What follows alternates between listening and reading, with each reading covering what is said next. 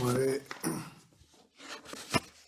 वरिष्ठ नेता माननीय शिक्षा मंत्री कला व संस्कृति डॉक्टर बी टी कल्ला साहब, राज्य मंत्री युवा मामलों के अशोक चांदना जी,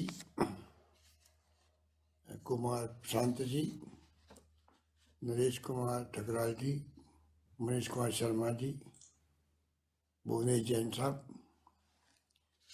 महेंद्र सिसोदिया जी, धर्मेंद्र सिंह जी, पूर्ण सिंह शेखावत जी, मेजर पुष्पेंद्र सिंह जी और तमाम उपस्थित नेहरू युवा केंद्र, NSS, NCC, स्काउट गाइड्स के पदाधिकारीगण, 150वीं महात्मा गांधी जयंती समारोह के तमाम सदस्यगण और पूरे राजस्थान भर से जो साथी बैठे हुए हैं, हमारे तमाम संगठनों के जिला कलेक्टर साहबान और तमाम अधिकारीगण और प्रदेशवासियों, नेताजी सुभाष चंद्र बोस जयंती 125वीं जयंती के शुभ अवसर पर मुझे खुशी है कि आज ये आयोजन किया गया। इसके लिए मैं बी.डी. कल्ला साहब को, अशोक चांदना जी को और मनीष शर्मा जी को धन्यवाद देना चाहता हूँ। नेताजी सुभाष चंद्र बोस का नाम आते ही पूरे देश के नौजवानों में एक नया जज्बा पैदा होता है। एक वो भाव पैदा होते हैं किस प्रकार से एक उस जमाने के महापुरुष ने वो करिश्मा कर दिखाया। अभी मेरे पूर्व वक्ता कह रहे थे कि विदेश की धरती पे जाकर के भी उन्होंने आर्मी का गठन किया। उनकी हिम्मत और साहस को दाद देनी पड़ेगी। उस जमाने में आर्मी का गठन करना, INA का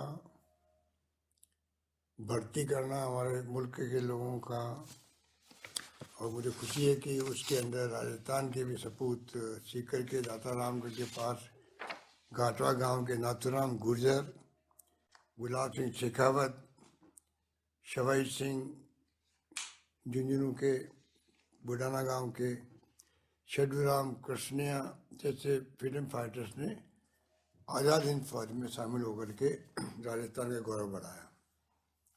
अभी कल्ला जी बता रहे थे किस प्रकार से उनका रिश्ता रहा है राजस्थान से भी, किस प्रकार से उनके शहीद होने के बावजूद भी यहाँ उनका नाम अमर रखने का प्रयास किया गया।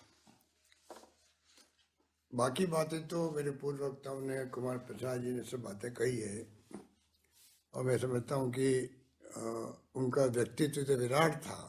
उनका त्याग बलिदान की कहानी अलग अलग तरह की है।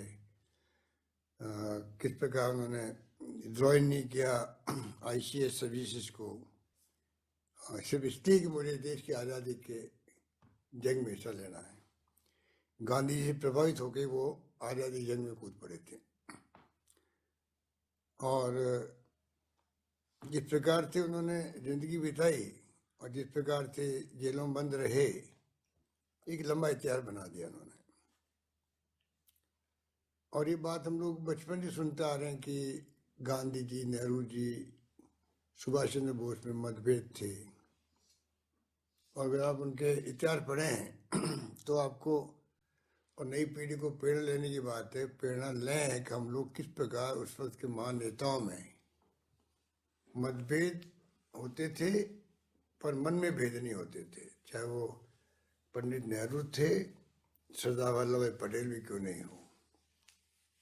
ये जो किस्से कहानी बोलते हैं मुझे बड़ा तरस आता है इनके ऊपर कि ये विपक्ष के लोग, ये RSS और BJP के लोग, ये अपराध बोध से ग्रसित है, गिल्टी कॉन्शियस है ये, क्योंकि इनकी कोई भूमिका रही नहीं है। ना आज़ादी की जंग है, ना आज़ादी के आंदोलन के अंदर, ना त्याग, ना बलिदान, ना कुर्बानी।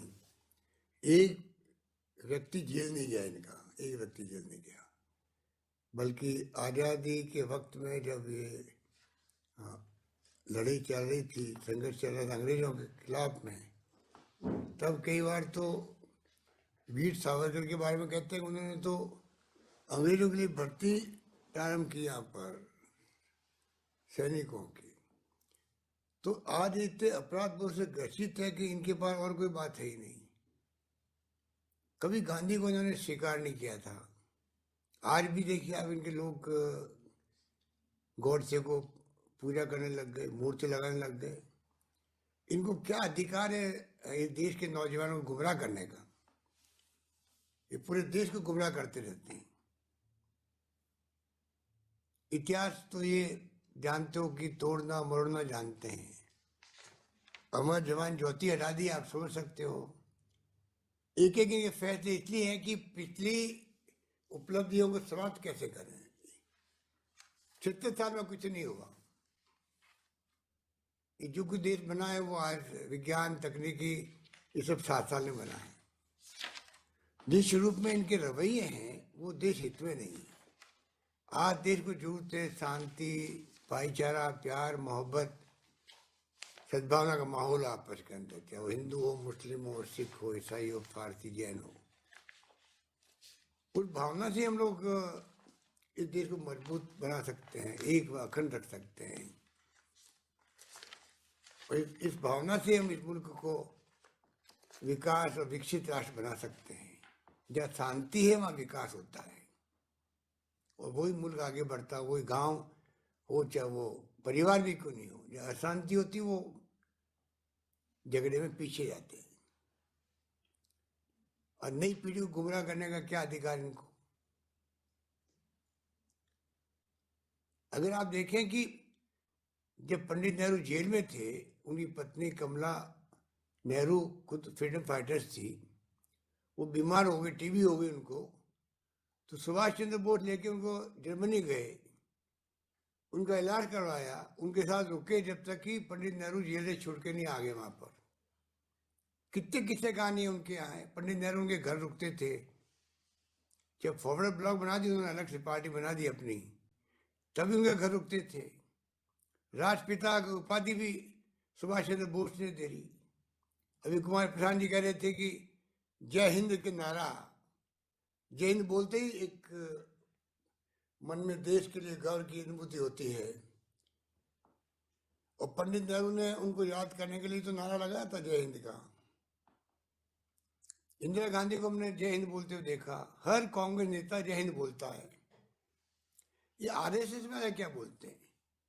ये तिरंगा झंडा नहीं लगाते अपने हेडक्वार्टर पर नागपुर के अंदर।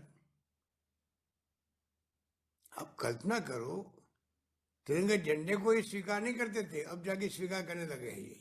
अब गांधी को मानने लगे। हर हस्ती देश में महापुरुष के रूप में हुई है। उनकी त्याग बलिदान की कहानी है, बहुत ही मार्मिक है, प्रेरणा देने वाली है, प्रेरणा देने वाली है। दुर्भाग्य से आज जो लोकतंत्र की बात हम करें तो लोकतंत्र में सबसे बड़ी टॉलरेंस पावर चाहिए। लोकतंत्र का मायने यही है कि किस प्रकार से आप अपने असहमति रखने वाले व्यक्ति का ही मान सम्मान करें, उनकी भावनाओं का इज्जत करें। अपनी आलोचना करने वालों को भी आप ध्यान से सुने उसी बात को। आज तो असहमति व्यक्त करने वाले तो देशद्रोही बन जाते हैं। कितने साहित्यकार, पत्रकार जेलों में बंद रहे हैं, कोई सोच सकता है?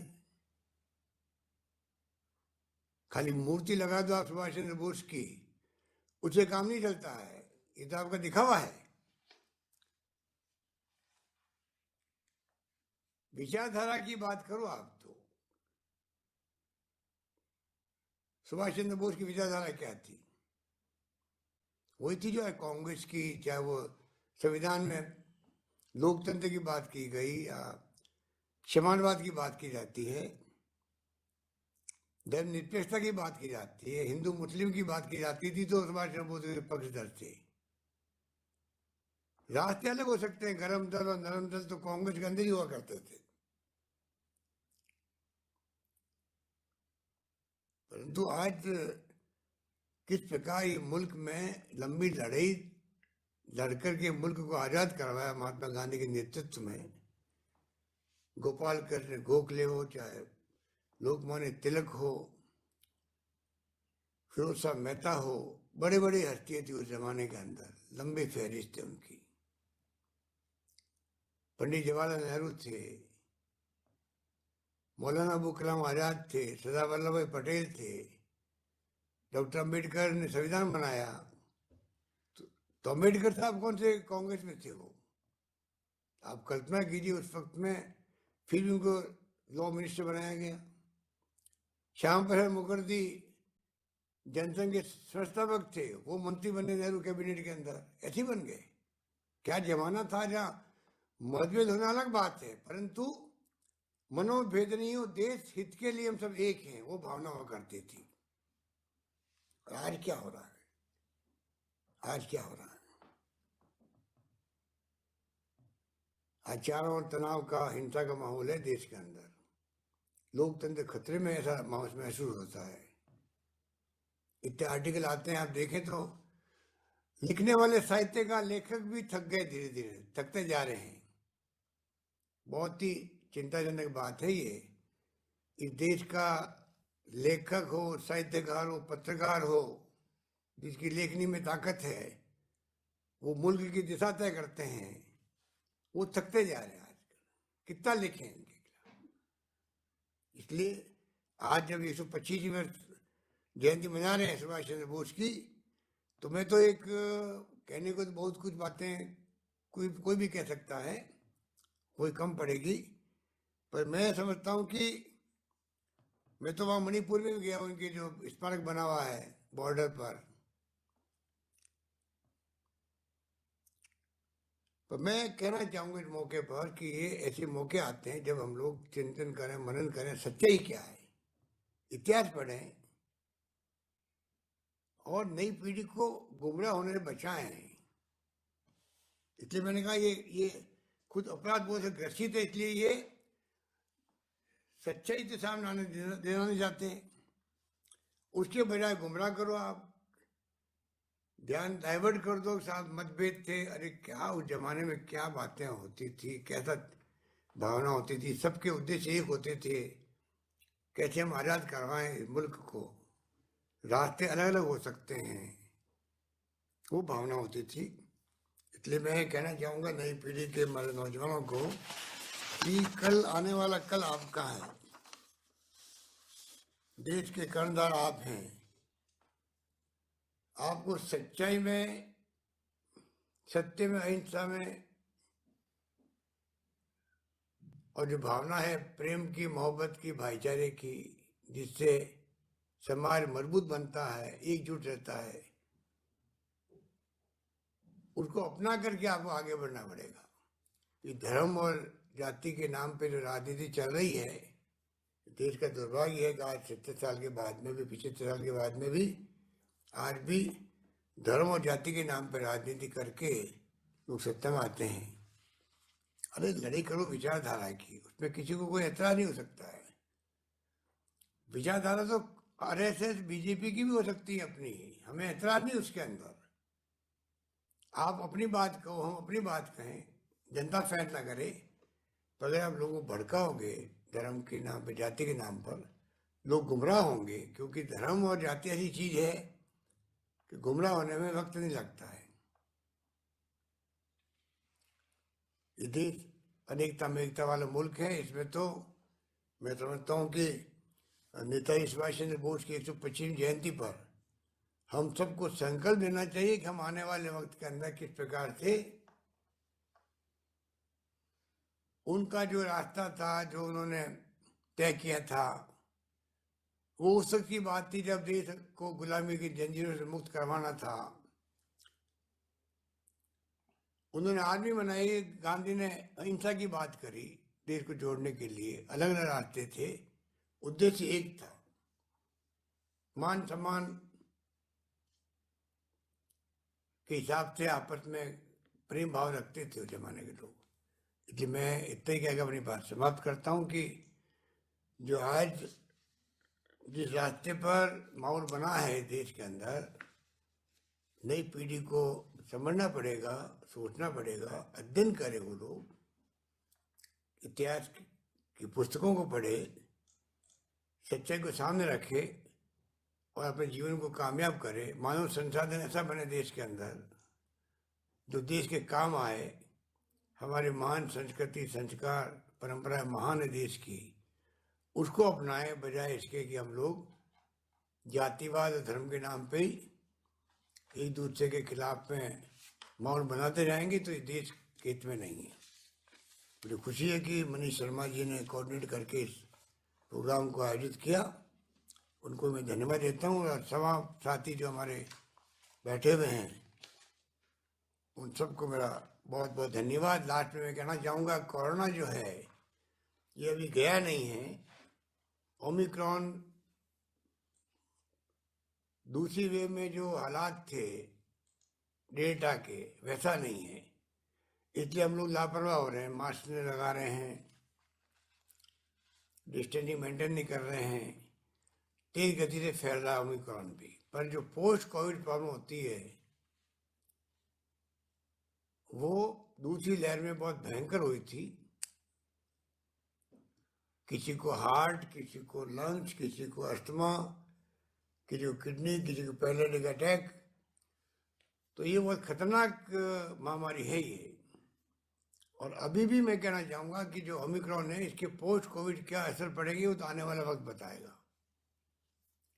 अभी बहुत ही तेज गति से फैलता, संक्रमित करता व्यक्ति को पूरा परिवार के परिवार आ रहे हैं, परंतु फॉर्चुनेटली ऑक्सीजन की और जो पहले हॉस्पिटल की मांग हुआ करती थी आईसीयू बेड की, वो स्थिति इस बार नहीं है, क्योंकि ये लंग्स तक नहीं पहुंच पा रहा है। खांसी जुकाम और बुखार तक ही सीमित रहता है, 5-4 दिन में ठीक भी हो जाते हैं कई लोग। इसलिए भारत सरकार भी कह रही है कि आप 5 दिन के बाद में तो वापस टेस्ट करवाओ मत। तो कोई घबराने की बात नहीं है, पर सावचेत रहने की बात है। सावचेत नहीं रहेंगे, ये फैलता जाएगा, तो पता नहीं है अपने नए रूप में भी आ सकता है। विशेषज्ञ कहते हैं कि जब बहुत ज्यादा तेज गति से फैलता है तो नया म्यूटेंट बन जाता है, हो सकता है वो खतरनाक हो, कोई कुछ नहीं कह सकता। और अमेरिका में 10-10 लाख लोग प्रतिदिन आ रहे हैं, हॉस्पिटल भरे पड़े वहां पर, जो इंडिया में हमारे देश में ये स्थिति नहीं है। जर्मनी की स्थिति अलग है, इंग्लैंड की अलग स्थिति है, इटली की अलग है, स्पेन की अलग है। तो हमें ध्यान देना पड़ेगा। आप जितने लोग जुड़े हुए हैं उन सबसे मेरा विनम्र निवेदन है कि आप कम से कम, क्योंकि आप सब जुड़े हुए लोग प्रभावशाली लोग हैं, समाज आपका मान सम्मान करता है, आपकी बात का वजन है, जहाँ संभव हो आप इस बात को एक मैसेज दें कि इस प्रकार से आपको कोरोना से बचाव करके चलना पड़ेगा। और कम से कम एटलीस्ट मास्क लगाएं। मैं उम्मीद करता हूँ कि जो लड़ाई आप सबके आशीर्वाद से लड़ी गई राजस्थान में, कोविड जंग की लड़ी गई, उसमें राजस्थान का मान सम्मान पूरे देश में दुनिया में बढ़ा, भीलवाड़ा मॉडल भी हुआ। मैं उम्मीद करता हूँ कि ये जंग हम जीतेंगे। और वैक्सीनेशन भी शानदार हुआ राजस्थान के अंदर और देश के अंदर। वैक्सीनेशन के कारण ही बचा हुआ है। ये जो हॉस्पिटल में भर्ती नहीं हो पा रहे हैं उसका कारण ही है कि वैक्सीनेशन के कारण से मृत्यु दर बहुत कम हो गई। वैक्सीन बचा रही है दुनिया को, देश को। वैक्सीन का अभियान पूरा करवाएं आप लोग। 15 साल के बच्चों की वैक्सीन तक की अपनी भारत सरकार ने भी छूट दी है। हम लोगों ने काफी दबाव दिया, मांग करी हम लोगों ने 12 साल के बच्चे भी हो, 5 साल तक के बच्चों क्यों नहीं लें, क्योंकि कई मुल्कों में 2 साल तक के बच्चों को भी होने लग गई वैक्सीनेशन। हमारी सरकार की, भारत सरकार की तैयारी होनी चाहिए कि वो अभी से 2 साल, 5 साल, 10 साल की तैयारी करे, जिससे कि चौथी लहर भी आ जाए तो कोई तकलीफ नहीं आए। जब तीसरी लहर में तकलीफ नहीं आई क्योंकि हमने वैक्सीन अच्छा करवा दिया। ये तमाम बातें जो है जनता के सहयोग से ही पूरी होगी, खाली सरकारी मशीनरी अकेली कुछ नहीं कर सकती। बाकी तो हमारे प्रदेश के अंदर भी डॉक्टर्स हो, नर्सेज हो, जितने भी आशा सहयोगी हो, आंगनवाड़ी वर्कर्स हो, हर विभाग के कर्मचारी हो, पुलिस कांस्टेबल भी क्यों नहीं हो, सबने, धर्म गुरुओं ने, एनजीओ ने, एक्टिविस्ट ने, पॉलिटिकल पार्टी कार्यकर्ताओं से मिलकर लड़ी। हमने कहा कोई भूखा नहीं सोना चाहिए, तो मुझे खुशी है कि पहली लहर के अंदर भी जो लॉकडाउन हो गया था तो सब ने एक दूसरे की मदद करी, एनजीओ ने भी की, दूसरों ने करी, और समय निकल गया। सरकार भी पूरी तरह साथ खड़ी रही उन लोगों के। इसलिए मैं आपको कहना चाहूँगा, इस कोरोना जंग के अंदर भी ध्यान रखें। आप सब लोग जुड़े इसी से, इस बात की मुझे बहुत प्रसन्नता है। यही बात कहता मैं अपनी बात समाप्त करता हूँ। धन्यवाद। जय हिंद।